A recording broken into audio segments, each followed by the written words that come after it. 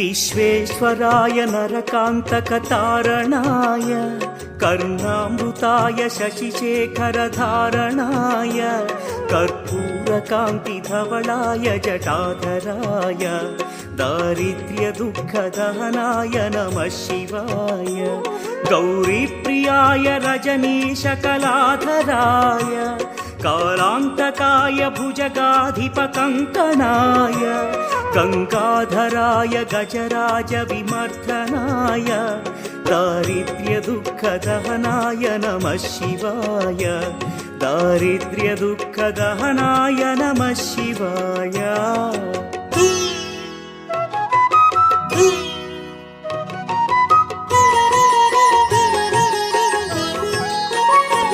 भक्तप्रियाय भवरोगभयापहाय उग्राय दुःखभवसागरतारणाय ज्योतिर्मयाय गुणनामसुमृच्छकाय दारिद्र्यदुःखदहनाय नमः शिवाय चर्माम्बराय शवभस्मविलेपनाय फालेक्षणाय मणिकुण्डलमण्डिताय मञ्जीरपादयुगलाय जटाधराय दारिद्र्यदुःखदहनाय नमः शिवाय दारिद्र्यदुःखदहनाय नमः शिवाय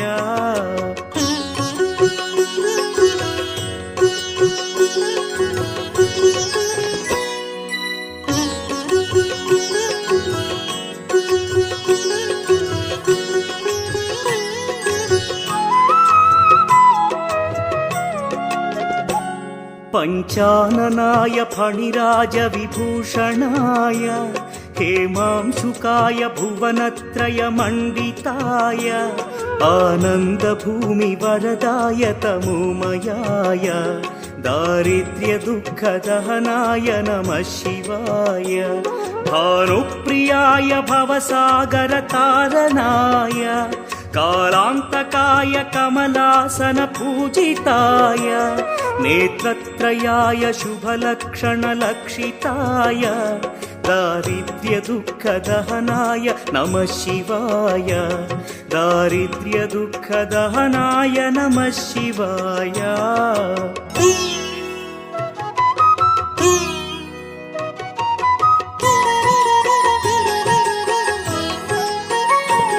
रामप्रियाय रघुनाथवरप्रदाय नामप्रियाय नरकार्णवतारणाय पुण्येषु पुण्यभरिताय सुरार्चिताय दारिद्र्यदुःखदहनाय नमः शिवाय मुक्तीश्वराय फलदाय गणेश्वराय गीतप्रियाय वृषभेश्वर वाहनाय मातङ्गचर्मवसनाय महेश्वराय दारिद्र्यदुःखदहनाय नमः शिवाय